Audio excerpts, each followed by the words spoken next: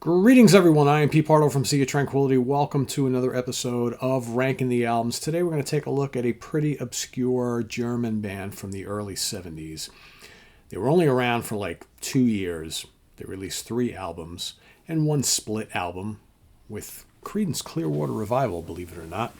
The band is called Jeronimo, spelled with a J, and a very underrated and obscure early 70s heavy rock band, if you like that sort of thing. So think like early kind of bluesy hard rock, bluesy heavy rock, proto metal.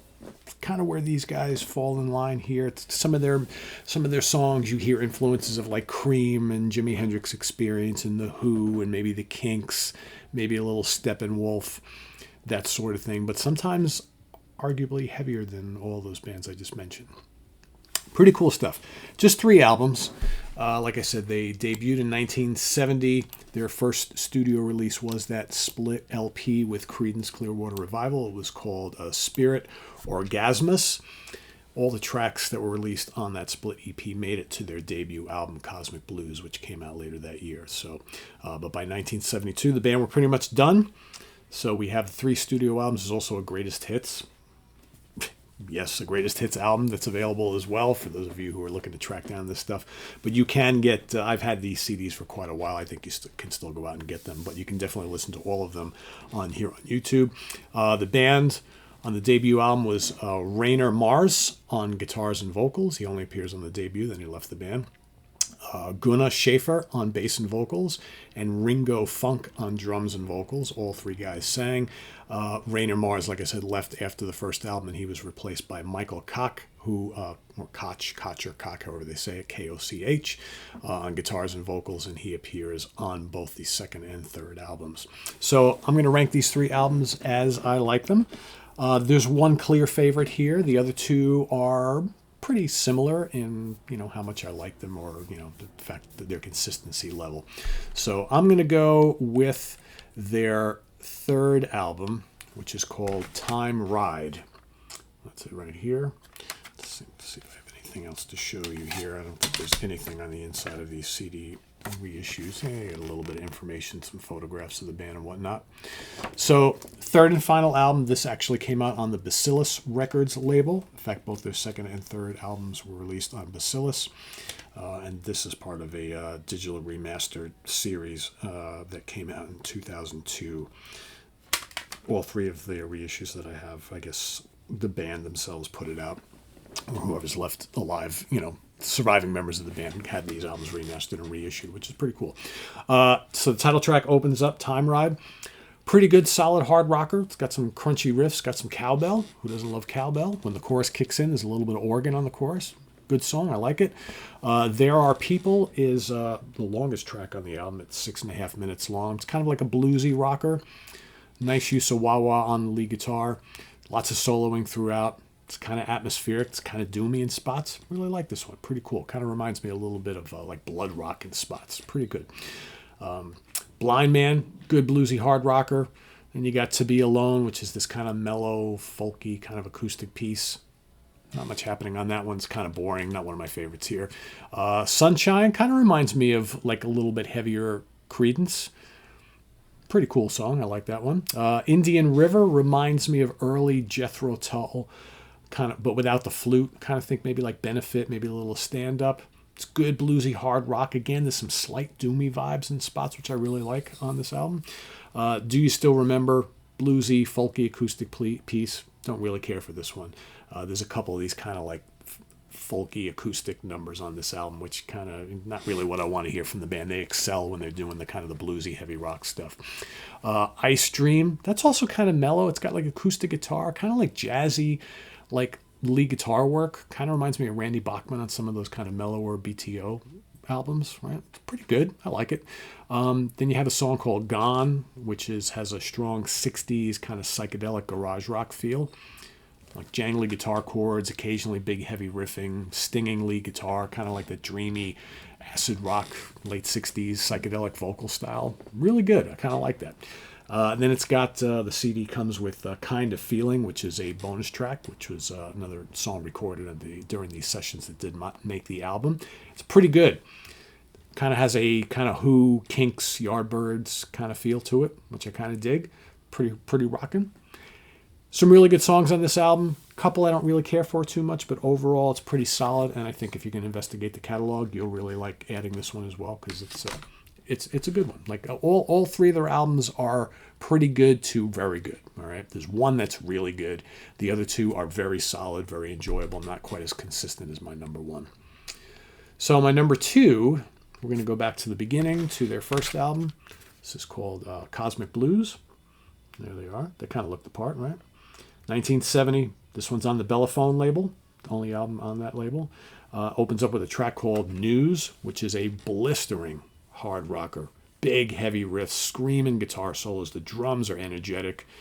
All three appear to be singing on this one. You can hear all three distinct vocals. I will say, none of these guys are great singers.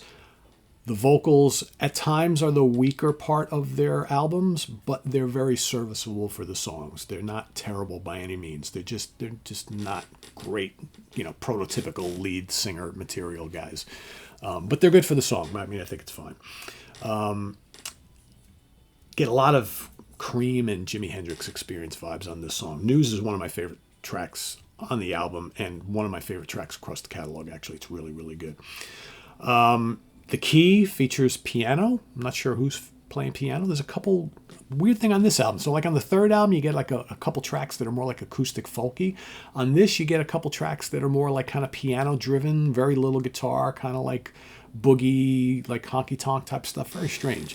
And again, I don't know who's playing the piano. More of a bluesy song. It's not bad. Hands is a groovy hard rocker. I like that one. So Nice to Know is another one of those bluesy piano drenched numbers. It's okay. You get a really fun, got a couple covers here. You got a really fun cover of Na Na Na Na, Na Na Na Na, Hey Hey Hey, Goodbye. It was a big hit for them in Europe. I guess not here, but it's really good. It's really good. They also do a pretty good cover of Let the Sunshine In. Again, this is 1970, so all these songs were very popular before this. It's a good version of Let the Sunshine In. I always like that song. Then you got Hijack. Hijack is one of the heaviest songs on the album. Great riffing. When they do a more like kind of like aggressive vocal style, works really well. Really good song. I really like Hijack a lot. Number 5 starts off with like a little drum solo. Then it launches into this whole kind of like Who vibe. Like think late 60s Who. It's really good. No, No, No, another bluesy hard rock song. Kind of reminds me of Cream. It's pretty catchy. Never Going Back reminds me of early Rolling Stones. It's also pretty catchy and memorable. The Light Life Needs, another bluesy hard rocker featuring piano. It's okay. And then the album ends with Heya, which it's kind of a weird track. It's just the vocals are kind of screamy and not very melodic, and it's kind of repetitive. There's great lead guitar in it. There's piano. It's kind of bluesy. It's kind of heavy. Yeah, it's okay. A little uneven, but fun. What's really good on here, though, is really, really good. Again, I think if you take the best from these two albums, you've got a pretty killer album. There's some songs that kind of don't work for me on both albums, but the ones that are good are really, really good. So now to my number 1, which is by far the strongest of the three, and that is the self-titled Jeronimo album from 1972. I'm sorry, 1971. Bacillus Records. Here you got Michael Koch replacing Rainer Mars on guitars and vocals. They don't really lose much of a step in the vocal front. The guitar work across all three of these albums is exceptional. Really, really good. Just raw, kind of bluesy, hard rock, screaming leads, right? A little wah-wah and some fuzz at times. And good crunchy stuff. Really good. Sunday's Child is the opener on here. Great. Killer, insistent, heavy riffing. Nice, heavy song to open up the album. Really good. And a good chorus. Really good. 4.5 minutes long. Really dig it. Another one of my favorite tracks across the entire catalog. Shades is also pretty heavy. The riffing on this album is a little bit more metallic than on the debut. A little less bluesy. Great song.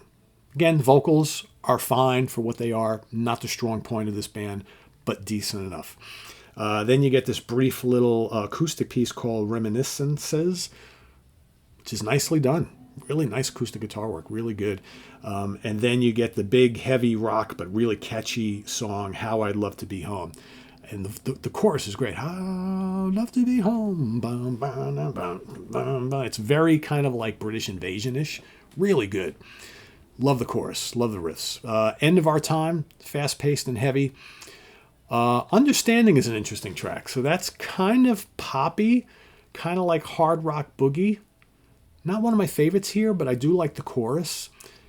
It kind of works. It kind of reminds me of like Status Quo wanting to be like a metal band and not quite getting there.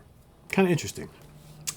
Silence of the Night is total proto-metal.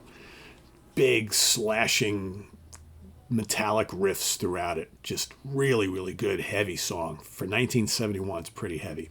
It's kind of like Budgie meets the early Scorpions, right? Very cool. Hagudelia is a lengthy drum solo. It's well played, but why is it here? I don't know. It's like long too. It's like 7, almost 8 minutes long. Yeah, it's whatever. Fine drummer, but yeah. You Know I Do totally rocks. Killer riffs, and just a really, really, really good, strong song. And then you got this great bonus track, which is called Save Our Souls. Big, heavy, doomy. Again, think of like the slow, heavy, doomy Budgie, or certainly Blood Rock, that sort of thing. Yeah, really good. Save Our Souls is excellent. How it did not make the album, I don't know. But really, really good stuff. So yeah, I mean, for me here, Understanding is a little bit of a weird piece, but I don't dislike it. And I would have, instead of the drum solo, I would have put something else on here. In fact, for me, they should have included Save Our Souls on the album instead of the drum solo, or cut the drum solo in half. There's like a little bit of regular instrumentation towards the end of the drum solo, but for the most part, it's like 8 minutes. Like, do we really need that? I think this is a really strong album and a really good album, and one of these kind of like obscure, unknown, heavy albums from the early 70s that most people have probably never heard before. So easily I can recommend this one, of course.